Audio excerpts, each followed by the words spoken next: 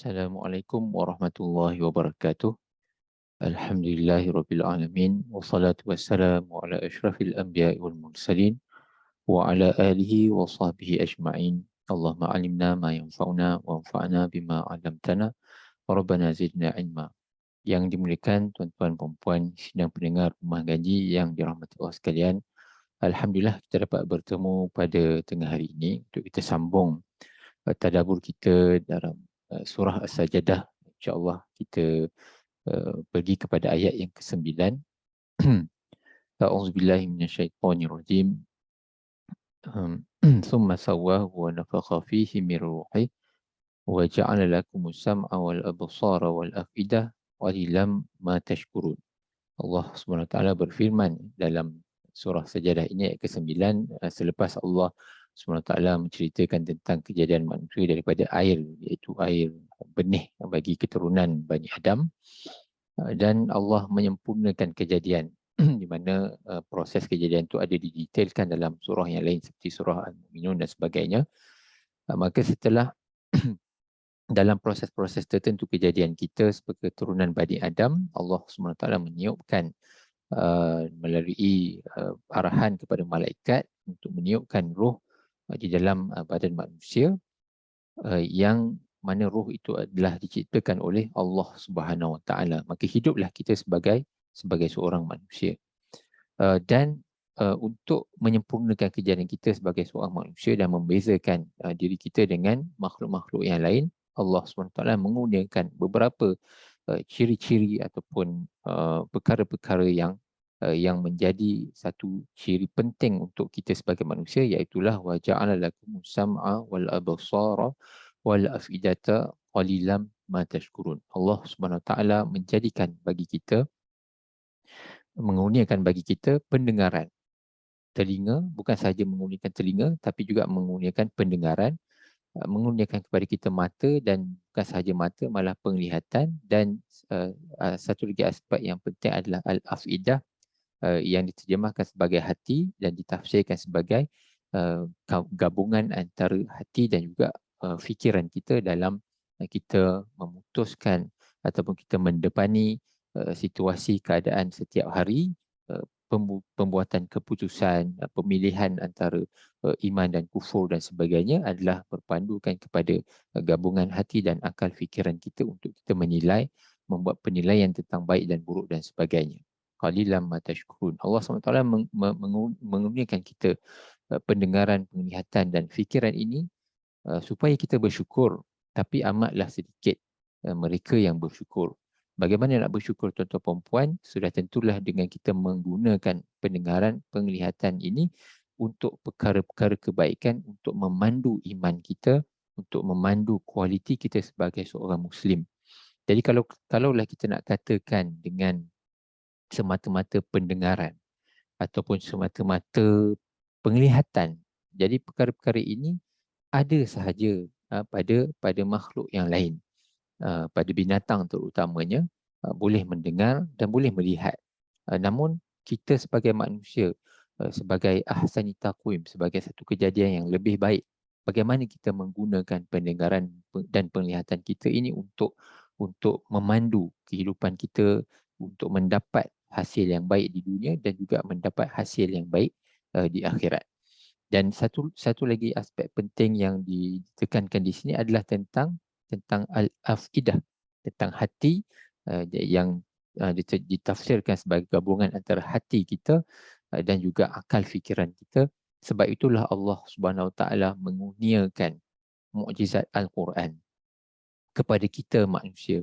Inilah dia yang membezakan antara kita dengan makhluk-makhluk yang lain, di mana kita perlu berfikir, kita perlu menilai, kita perlu mendatangkan rasional. Kenapa kita menyembah Allah Subhanahu Wa Taala?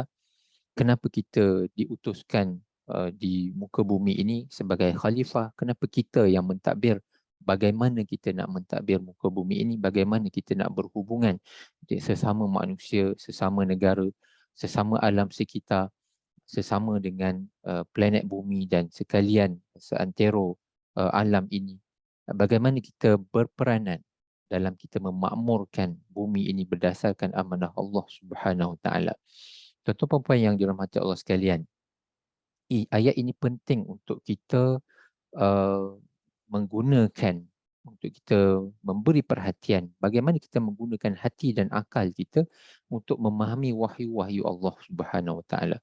Bukan sahaja pada bulan Ramadan kita sentiasa membaca Al-Quran, baca terjemahan, tafsir, bertadarus dan sebagainya. Namun pada setiap masa apabila kita membaca Al-Quran setiap hari walaupun sedikit, kita perlulah melihat kepada makna perkataan itu, melihat kepada tafsir sesuatu ayat itu supaya kita boleh embrace, supaya kita boleh ambil apa dia mesej yang Allah SWT nak bagi kita faham melalui mukjizat Al-Quran ini. Jadi kita kena baca dengan tekun. Memang kita baca selama ini, kita baca dengan kita baca dan khatam. Tapi kita perlu meletakkan satu lagi effort ataupun usaha dalam kita memahami Al-Quran ini untuk kita menghidupkan, untuk kita memastikan bahawa hati dan akal kita berperanan dalam memahami mesej-mesej yang Allah SWT nak beri kepada kita dalam Al-Quran ini.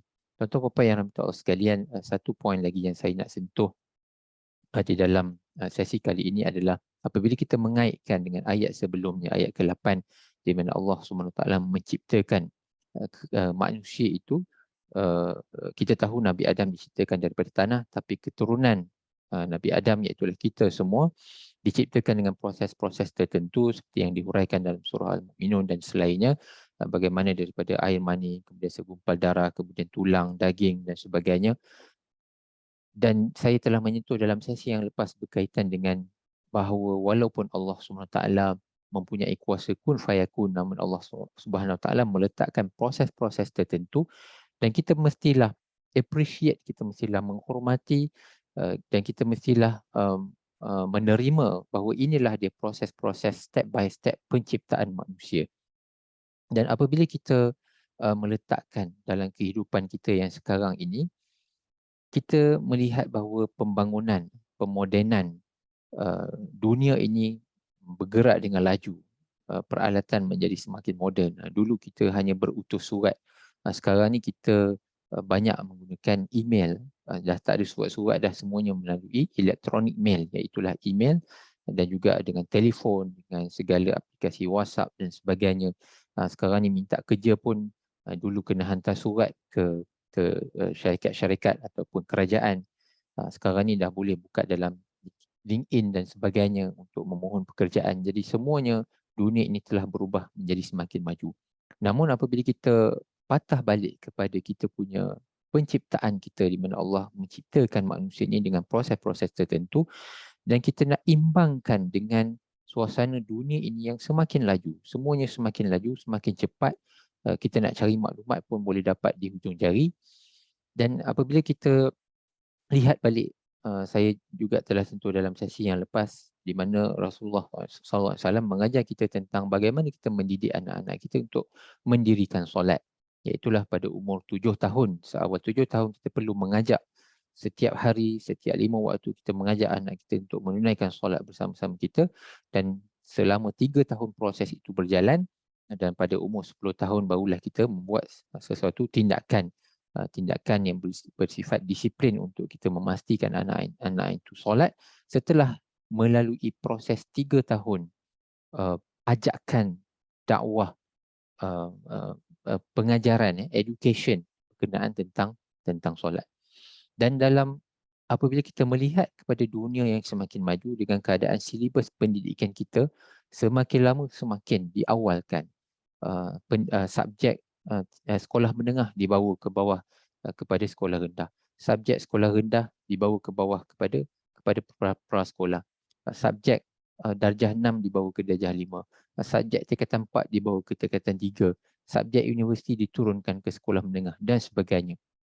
Maka tuan-tuan puan, kita sama-sama menilai apabila kita melihat bagaimana kita ni sebagai nature adalah seorang manusia, namun di atas dasar kemajuan dunia ini, setakat mana kita nak press, setakat mana kita nak push perkara-perkara seperti soal pendidikan ini, dan kita nak imbangkan balik dengan nature kita yang memang begitu.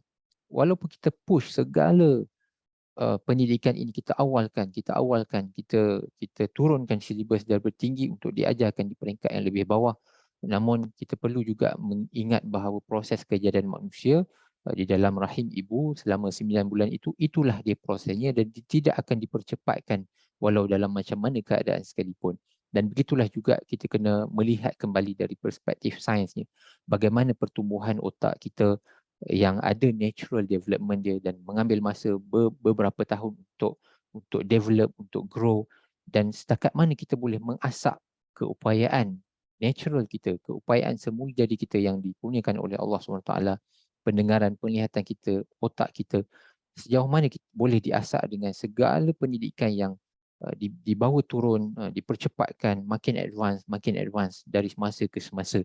Dan adakah pada satu masa kita perlu kembali kepada nature Allah SWT menjadikan kita dengan step-step tertentu?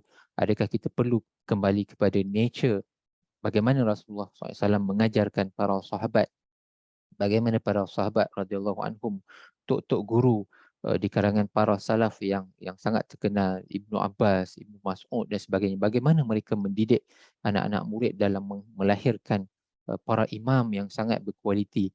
Adakah mereka melakukan pendekatan seperti kita, memaksakan ataupun mengadvancekan lagi silibus, dah advancekan lagi dan sebagainya? Adakah itu sebenarnya sesuai dengan nature kita sebagai manusia yang tidak berubah? Kita tetap sahaja berada dalam perut ibu kita selama 9 bulan, kita tetap sahaja lahir dan mengambil masa beberapa tahun. Tuan-tuan puan-puan bolehlah buat rujukan silang kepada bidang sains, bagaimana otak anak-anak berkembang, bagaimana pembesaran fizikal dan mental berkembang, dan sejauh mana sebenarnya kita nak mengimbangkan dengan keperluan dunia yang semakin cepat, yang semakin bergerak laju, yang semakin mendesak ini. Jadi itulah antara perkara yang kita boleh perhatikan tuan-tuan puan-puan, dan kita cuba menyeimbangkan antara keperluan kita dan kita menghormati, kita appreciate proses kejadian kita, bentuk physical mental kita yang telah dikurniakan oleh Allah SWT dalam pada kita melakukan ataupun meletakkan apa sahaja yang kita lakukan. Jangan sampai kita compromise ataupun kita menyebabkan sesuatu kesan yang buruk terhadap nature, terhadap kejadian kita, akal fikiran kita, yang boleh menyebabkan sesuatu yang negatif ke atas pemahaman kita kepada agama Islam, pemahaman kita kepada Al-Quran, Sunnah dan sebagainya. Jadi tuan-tuan puan-puan yang dirahmati Allah sekalian, cukuplah sekadar itu dulu perkongsian pada hari ini. Mudah-mudahan bermanfaat untuk kita. InsyaAllah kita sambung dalam sesi akan datang. Subhanakallahumma wa bihamdika asyhadu an la ilaha illa anta astaghfiruka wa atubu ilaih. Wassalamualaikum warahmatullahi wabarakatuh.